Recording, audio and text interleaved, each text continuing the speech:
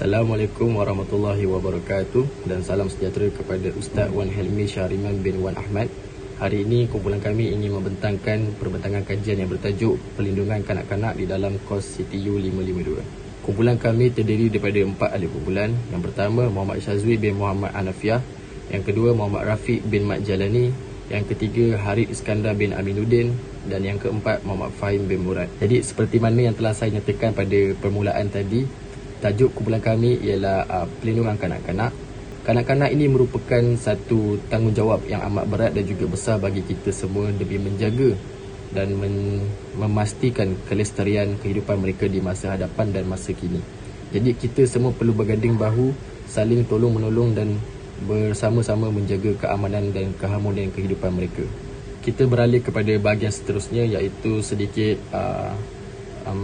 pengenalan terhadap apa yang hendak kami bincangkan pada hari ini, apa yang kami ingin bentangkan. Kami mempunyai 5 agenda, yang mana pertama pengenalan, yang kedua adalah penyataan masalah yang dihadapi dalam penjagaan kanak-kanak, yang ketiga faktor-faktor permasalah, yang keempat kesan permasalah daripada pengabaian ataupun ketidaktanggungjawaban terhadap kanak-kanak, dan yang kelima adalah penyelesaian. Jadinya persoalan yang mungkin timbul ialah, siapakah kanak-kanak ini? Adakah mereka penting bagi sesebuah negara yang ingin membangun? Jawapannya, ya. Mereka merupakan modal insan yang bakal meneraju negara masa hadapan, dan perlindungan terhadap mereka perlu dititik beratkan bagi kita semua demi menjaga kelestarian hidup mereka.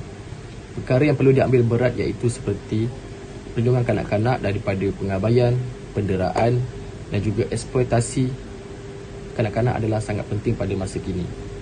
Kenaikan kes penderaan kanak-kanak pada masa kini adalah amat membimbangkan bagi kita semua, kerana ini membuktikan bahawa di luar sana masih lagi terdapat banyak individu yang tidak bertanggungjawab terhadap penjagaan kanak-kanak. Selain daripada ibu bapa, individu-individu lain seperti jiran tetangga, masyarakat setempat, pihak berkuasa dan juga tidak terkecuali kerajaan kita sendiri perlu saling berganding bahu dan membantu mencegah daripada penderaan kanak-kanak. Terdapat banyak masalah yang melibatkan kanak-kanak, antaranya adalah penderaan, pemerdagangan dan kemiskinan. Penderaan kanak-kanak merujuk kepada penderaan secara fizikal dan emosi, penderaan seksual, kecuaian dan pengabaian terhadap kanak-kanak, termasuk sebarang bentuk eksploitasi dan komersial. Penderaan kanak-kanak secara amnya dibahagikan kepada 4 jenis penderaan, iaitu penderaan fizikal, penderaan seksual, penderaan emosi dan pengabaian.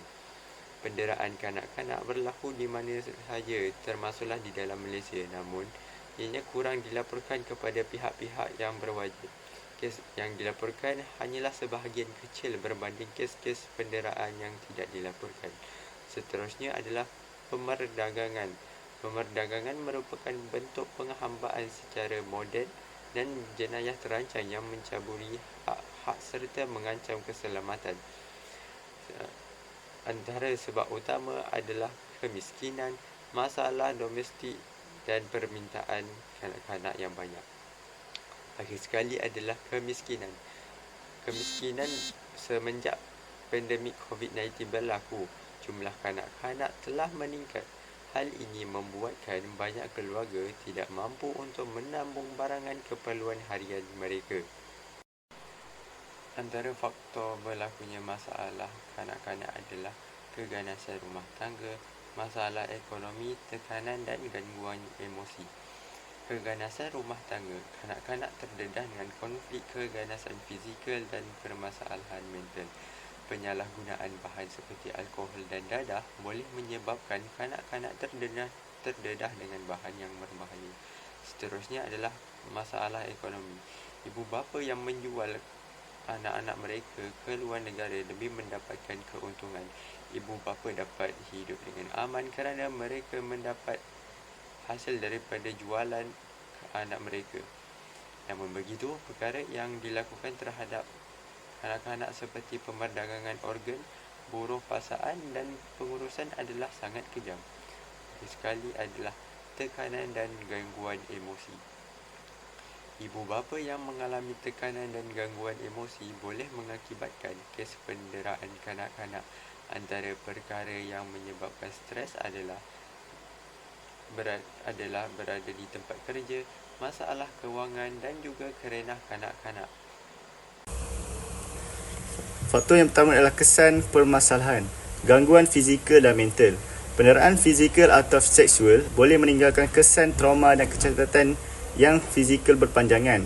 Yang kedua, mangsa menghadapi masalah kesihatan mental seperti gangguan kecemasan, gangguan tidur dan depresi. Kesan yang ketiga adalah mangsa mempunyai rendah diri dan tidak yakin. Mangsa mengalami masalah rendah diri dan kekurangan keyakinan dalam diri sendiri, mempunyai perspektif negatif dan memberikan kesan kepada hubungan interpersonal. Dan yang ketiga adalah kurang berpendidikan. Masa kekurangan motivasi untuk belajar akan menjadi buta huruf apabila mempunyai masalah kewangan, menyebabkan mereka ketinggalan dalam pembelajaran. Yang terakhir adalah masalah nutrisi.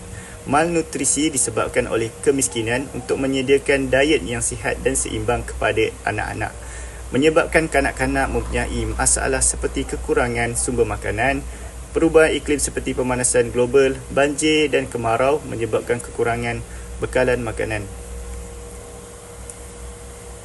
Seterusnya adalah penyelesaian. Terdapat 3 penyelesaian untuk 3 faktor yang diusulkan tadi. Yang pertama adalah pendidikan awal kanak-kanak. Penderitaan ini boleh berlaku di mana-mana sahaja sama ada semasa mereka bersama keluarga ataupun tidak. Pendidikan melalui media massa dan juga media sosial adalah mustahak untuk kita lakukan. Sebagai contoh, pesanan khidmat masyarakat di ruangan dan iklan siaran televisyen boleh diselitkan. Penyelesaian yang kedua adalah pemerkasaan undang-undang yang sedia ada. Pihak kerajaan memainkan peranan yang penting dalam memperkasakan undang-undang yang sangat penting. Kementerian Sumber Manusia KSM akan memperkasakan penguasaan Akta Anti Pemandangan Orang dan Akti Penyeludupan Migran Atchison 2007. Undang-undang yang sedia ada masih dipandang enteng oleh segelintir golongan. Oleh itu, sampai sehingga ke hari ini, masih ada kes penderaan kanak-kanak.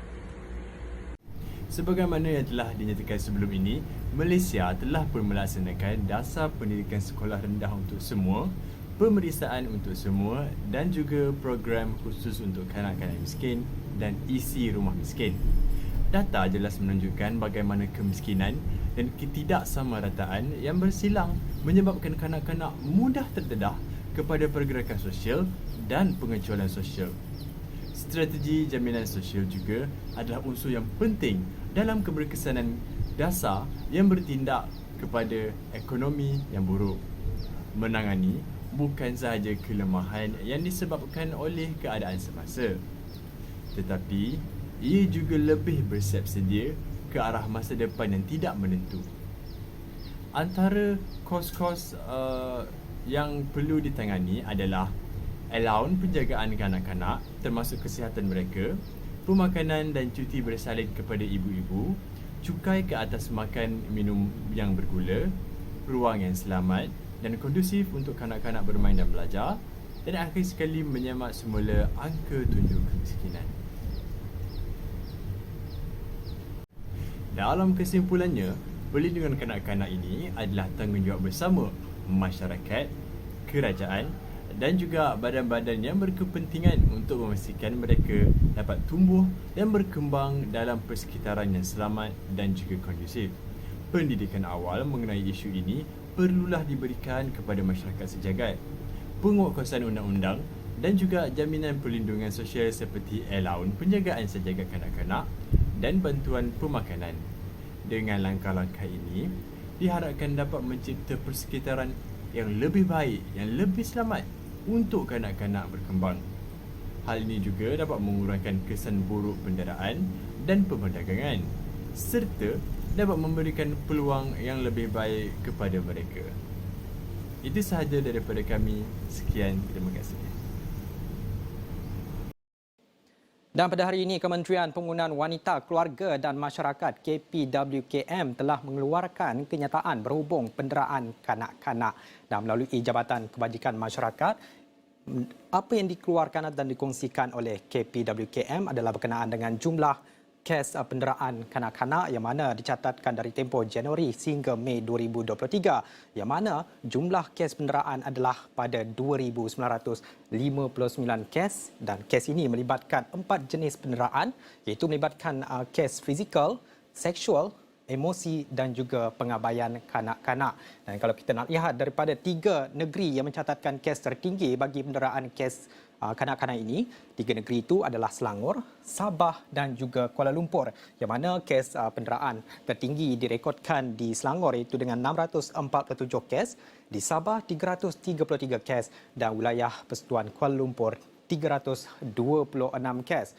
Dan kalau kita nak lihat sebenarnya dalam kementerian ini menangani isu yang dilihat semakin meruncing melibatkan penderaan kanak-kanak ini, apa yang dilakukan mereka adalah tampil dengan program advokasi kanak-kanak. Ini termasuk menubuhkan pasukan pelindungan kanak-kanak PPKK iaitu sebanyak 140 dan manakala kementerian ini juga menubuhkan pasukan kebajikan kanak-kanak PKKK iaitu 133 dan juga pusat aktiviti kanak-kanak PAKK 142 antara lain juga sebagai sinergi mata dan telinga dan juga memastikan rakyat lebih cana dalam isu yang dilihat semakin meruncing ini. Pihak kementerian juga menjalankan kerjasama strategik KKDW, KPM dan PDRM. Ini apa yang dijalankan dan juga usaha Kementerian Pembangunan Wanita, Keluarga dan Masyarakat dalam memastikan isu ini dapat dikurangkan dalam negara ini dan juga antara lain sebagai first contact kepada masyarakat.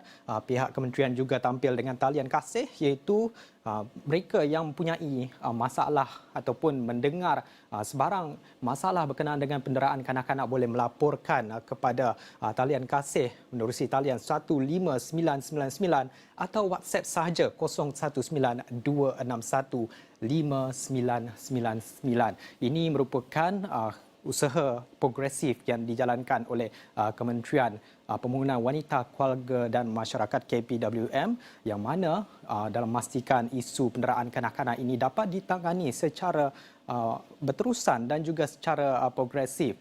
Dan kalau kita nak lihat sebenarnya pelbagai usaha yang dijalankan ini sudah semestinya bukan sahaja agensi dan juga penguatkuasa saja yang perlu menjalankan tugas ini, semuanya harus dijalankan bersama dengan kerjasama oleh masyarakat menjadi mata dan telinga yang mana secara terus kepada isu dan juga masalah penderaan kanak-kanak ini.